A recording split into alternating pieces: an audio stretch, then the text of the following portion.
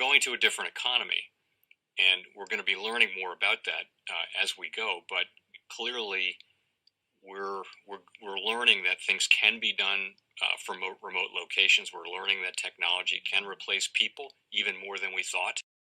We're not going back to the same economy. We're recovering, but to a different economy, and it'll be one that is more leveraged to technology. And I worry that that is going to make it even more difficult than it was for many workers.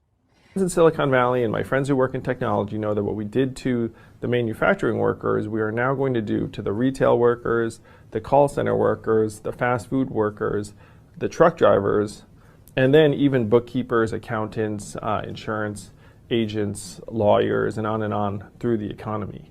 So what happened to the manufacturing workers is a very clear sign. This effort, and China has big plans for this. They intend to seed their digital yuan into the global environment by giving it away to visitors at next winter's Olympics. When they arrive at the airport, they're going to get yuan digital wallets. They're going to receive digital yuan.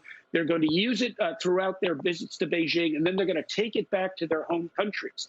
They see this as a huge advantage. Why? Because who controls the underlying protocols, who controls the underlying standards of the future of money will control the future of money. What makes Binance's stablecoin, BUSD, different than some of the others out there like Tether and Circle?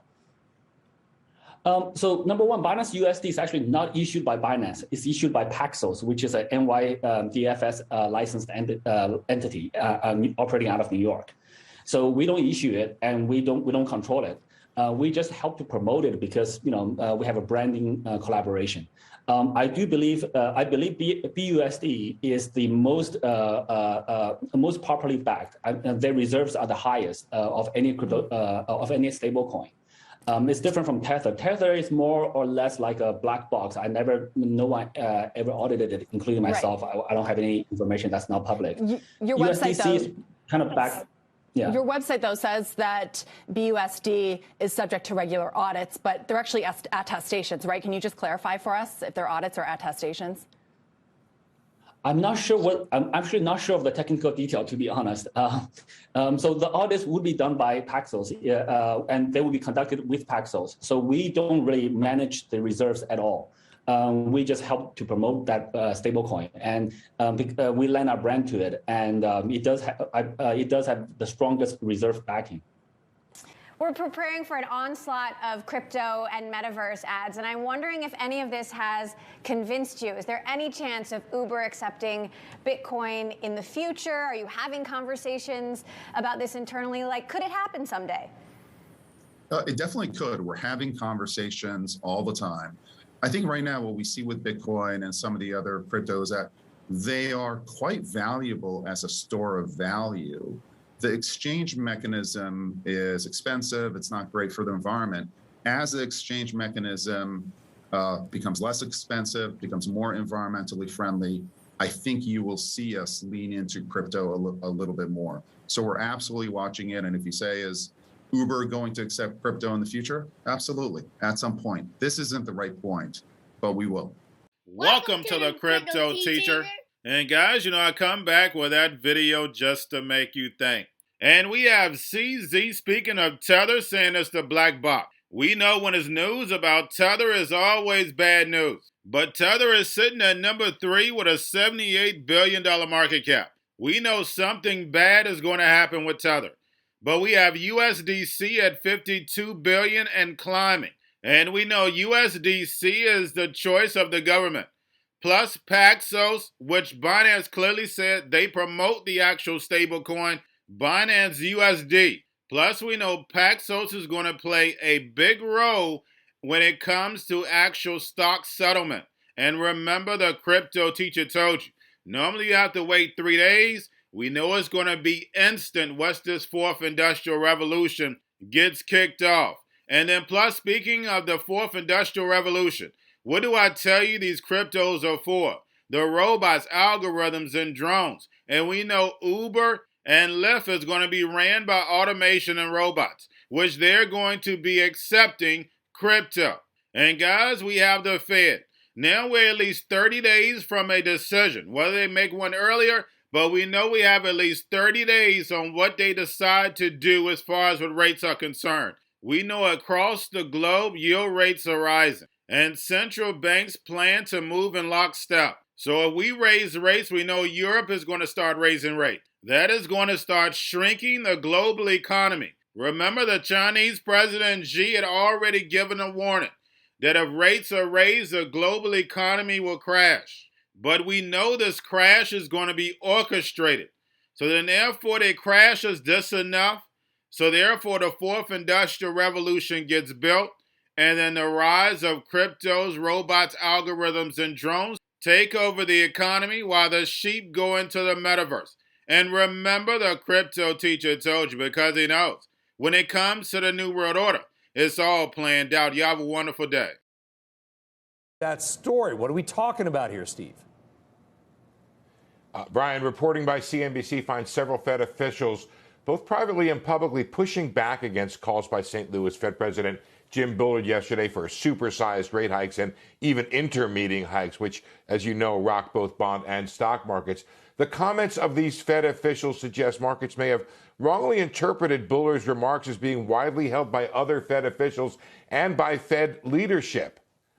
Reporting by CNBC finds these officials either not supporting outright or very skeptical of a 50 basis point rate hike in March, which the market priced in following Bullard's comments.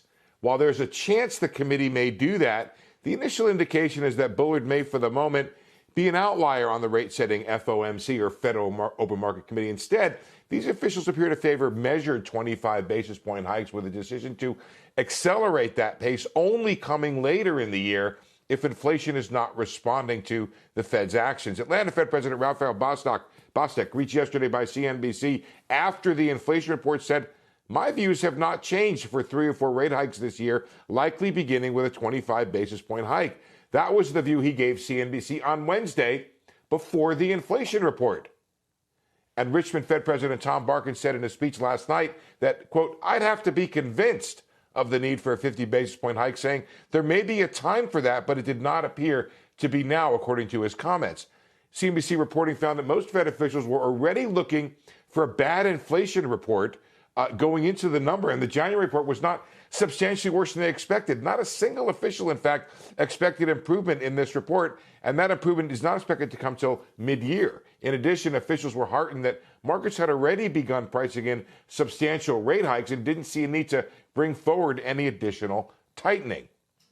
San Francisco Fed President Mary Daly said after the inflation report, quote, "A 50 basis point rate hike, quote, is not my preference." Now, there's still 5 weeks before the meeting, and the situation could change, but it seems likely at the moment that the market has placed an awful lot of weight on a single Fed president's comments, while CNBC reporting suggests at least several Fed officials continue to favor a more measured response. Brian? The most powerful person in the world is the storyteller. The storyteller sets the vision, values, and agenda of an entire generation to come. Steve Jobs.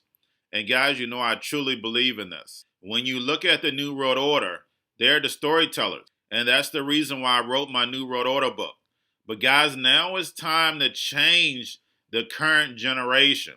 And I wrote 3 kids' books. You know I love the Trinity because I understand the power that's in it. So I have 3 books. We have an opportunity to change the generation, to educate, not just me, but I want to show you that I take action on a daily basis. And I want you to take action on a daily basis. Whether it's your job, whether it's in your community, we have an opportunity right now to educate the masses. I posted this on my Twitter account. Please share, but this is a short clip of the 3 books. There's going to be a clothing line and action figures. Please get these books for your kids, nephews, cousins, friends. So therefore, we can start the re-education now.